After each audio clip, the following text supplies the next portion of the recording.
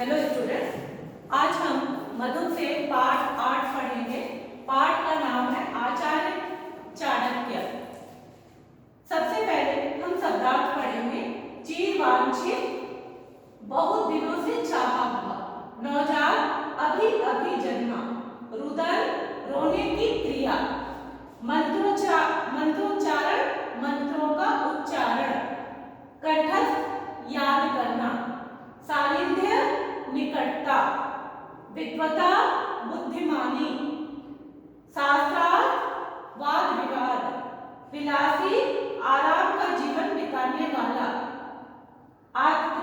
आतताई, अत्याचारी। बच्चों, इस पाठ का नाम है आचार्य चाणक्य। इसमें आचार्य होते हैं, चाणक्य जो है एक आचार्य थे। ठीक है, तो यह एक चित्र कथा है और चित्र कथा के माध्यम से इस कहानी को बताया गया है। इस चित्र कथा में भारत के प्रसिद्ध विद्वान आचार्य चाणक्य के बारे में आचार्य चाणक्य के बारे में बताया गया है।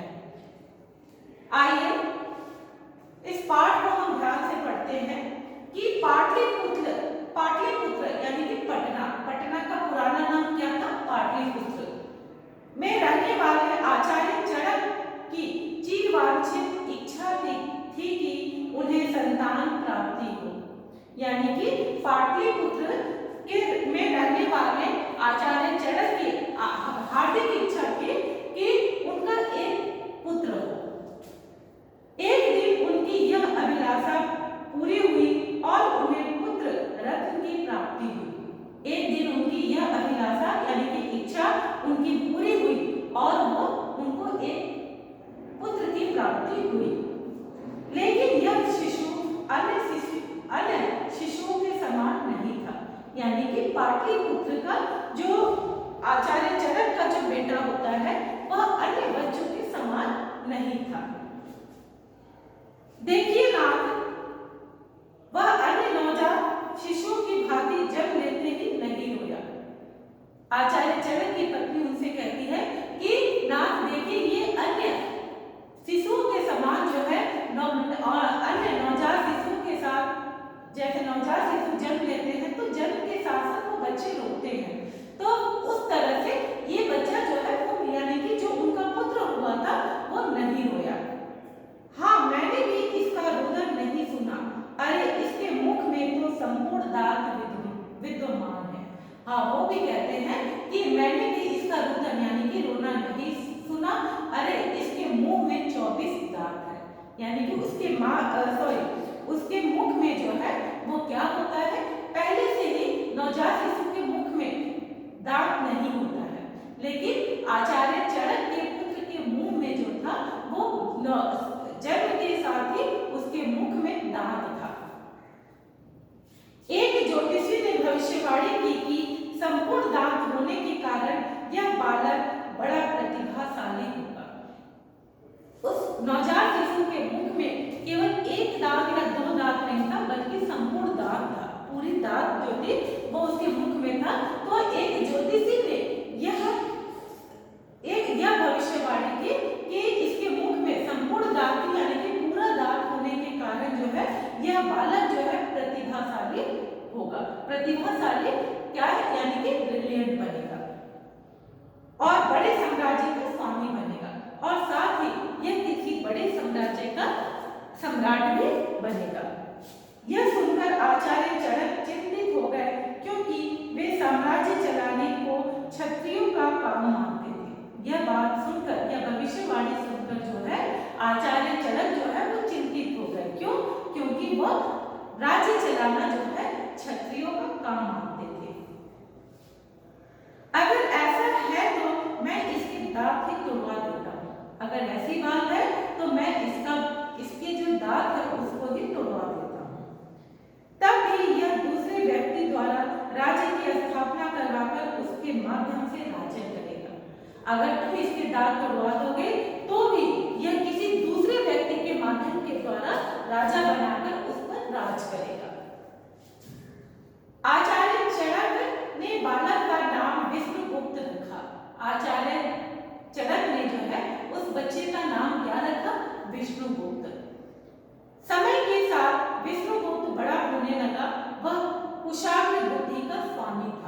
यानी कि समय जैसे जैसे समय निकलता गया वैसे ही वो क्या हुआ, विष्णुगुप्त जो है वो धीरे धीरे बड़ा होने लगा और वो बहुत ही कुशाग्र यानी कि शार्प माइंडेड, जिसको हिंदी अंग्रेजी में क्या कहते हैं, शार्प माइंडेड था। एक दिन वह मंत्रोच्चारण कर रहा था। एक दिन वह मंत्रोच्चारण यानी कि मंत्रों का उच्चारण, एक दिन वह मंत्रों का उच्चारण कर रहा था। स्वामी देखा, अब आपने हमारा विष्णुगुप्त कितनी शीघ्रता से मंत्र कंठस्थ कर लेता है। तब जो है आचार्य चरक की पत्नी उनसे कहती है कि स्वामी आपने देखा हमारा विष्णुगुप्त जो है, हमारा विष्णुगुप्त जो है वह किसी भी मंत्र का उच्चारण बहुत ही जल्दी कर लेता है, कंठस्थ यानी कि याद कर लेता है। मैं इसे शिक्षा दीक्षा के लिए तक्षशिला विश्वविद्यालय भेजना चाहता हूँ। अब उसी पर आचार्य चरक कहते हैं कि मैं इसे शिक्षा दीक्षा के लिए जो है वह तक्षशिला भेजना चाहता हूँ, विश्वविद्यालय भेजना चाहता हूँ। वहीं रहकर वह अपने उद्देश्य की प्राप्ति कर सकेगा। यानी कि आचार्य चरक जो है विष्णुगुप्त को उच्च शिक्षा के लिए कहाँ भेजना चाहते थे, तक्षशिला विश्वविद्यालय भेजना चाहते थे और वहीं रहकर वह अपना उद्देश्य की प्राप्ति कर सकेगा। तक्षशिला विश्वविद्यालय में सभी विषयों के विद्वान आचार्य थे, यानी कि तक्षशिला एक विश्वविद्यालय होता है और उसमें सभी विषयों के आचार्य जो थे वो बहुत ही प्राकट थे। देश विदेश में उनकी ख्याति थी, यानी कि देश विदेश में वह जो आचार्य थे वो बहुत ही प्रसिद्ध थे। विश्वविद्यालय के प्रधानाचार्य आचार्य चरक के परिचित थे और तो और जो विश्वविद्यालय के जो प्रधानाचार्य यानी कि प्रिंसिपल जो थे वो आचार्य चरक के परिचित थे। पिता की आज्ञा पाकर विष्णुगुप्त तक्षशिला विश्वविद्यालय में पहुंचा और प्रधानाचार्य से मिला। अब जैसे कि विष्णुगुप्त को आचार्य चरक की अनुमति मिली, वैसे ही वह विश्वविद्यालय में गया और जाकर वहां के प्रधानाचार्य से भी वह मिला। तुम्हारा इस विश्वविद्यालय में स्वागत है। जो प्रधानाचार्य होते हैं वो विष्णुगुप्त को ये कहते हैं कि तुम्हारा इस विश्वविद्यालय में स्वागत है। क्या तुम्हारे पिता ने मेरे लिए कोई संदेश भेजा है? और साथ में वो ये भी पूछते हैं कि क्या तुम्हारे पिताजी ने मेरे लिए कोई संदेश भेजा है? जी आचार्य, उन्होंने एक पत्र आपके नाम दिया है। वो कहता है, विष्णुगुप्त कहते हैं कि हाँ उन्होंने आपके लिए संदेश भेजा है, उन्होंने आपके नाम एक पत्र भी दिया है।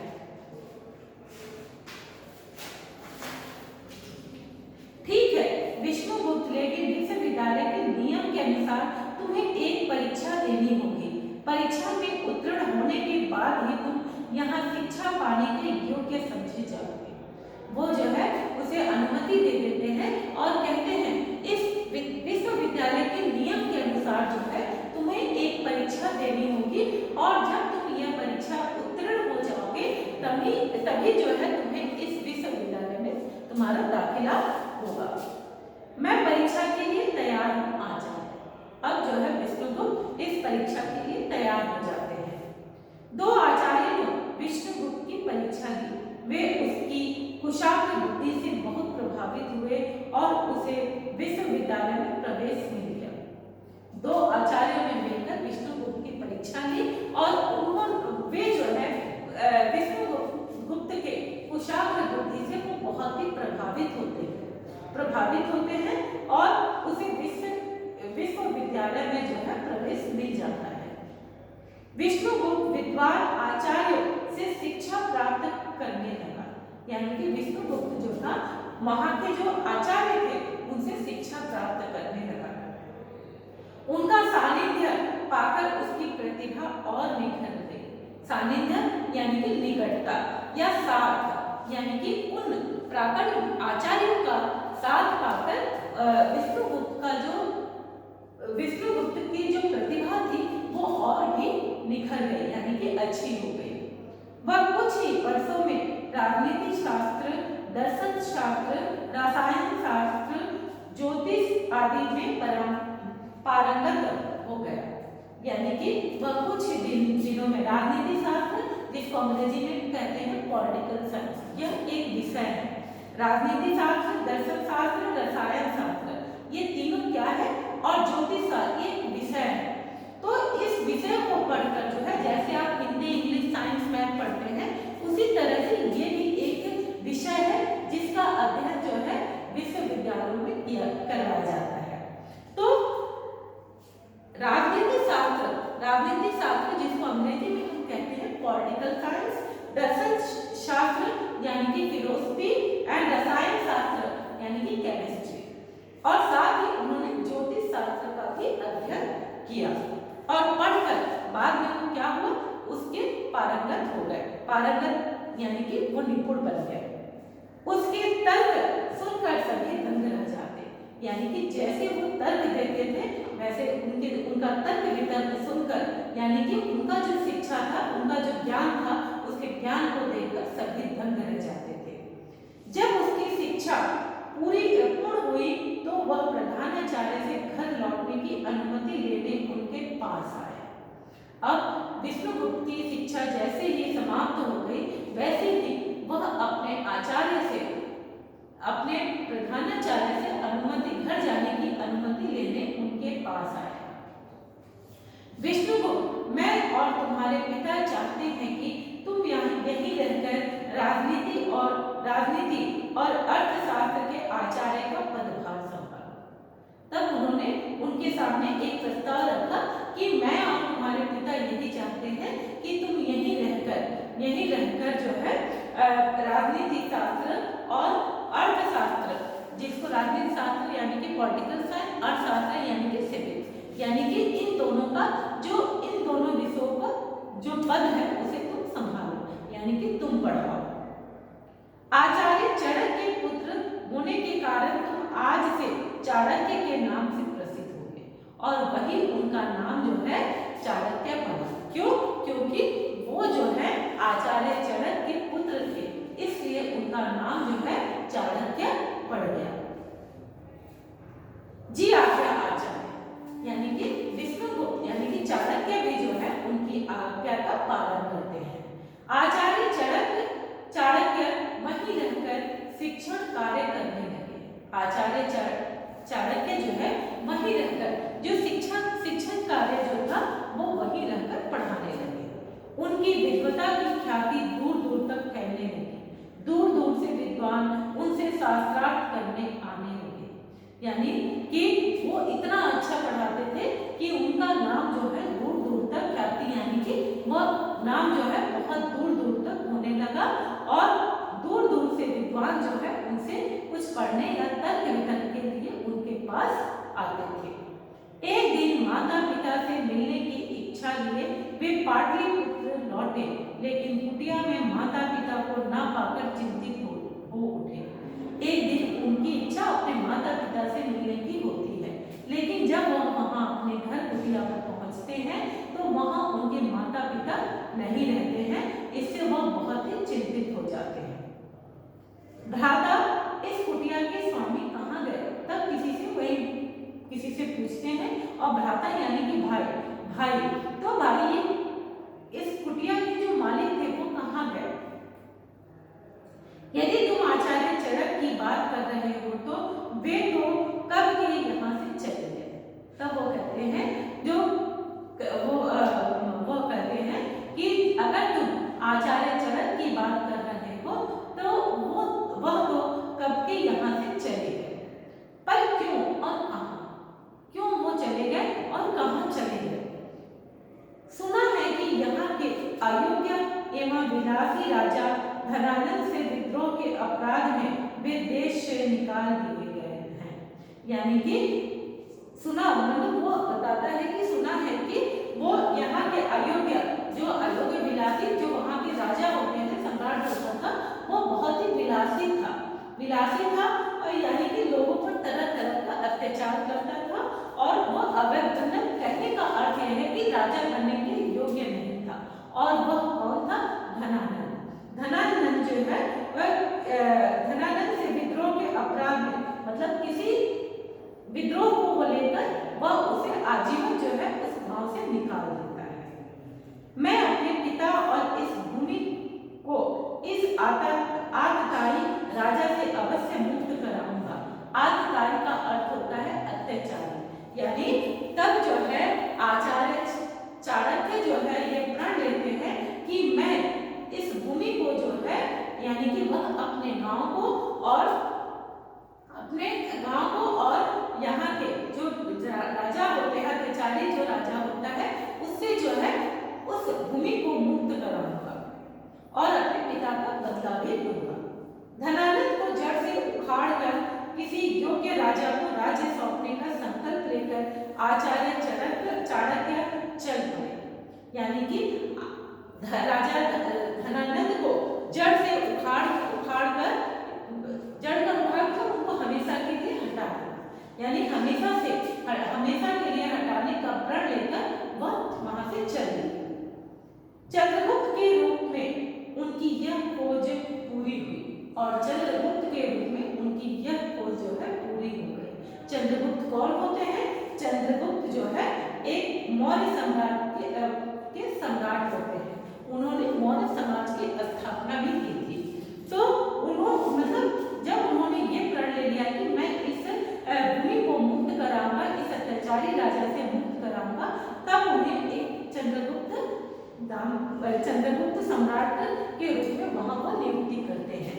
और यानी कि कहने का अर्थ है कि धनानंद को वो वहां से हटा देते हैं और उनके जगह पे चंद्रगुप्त को सम्राट बनाते हैं।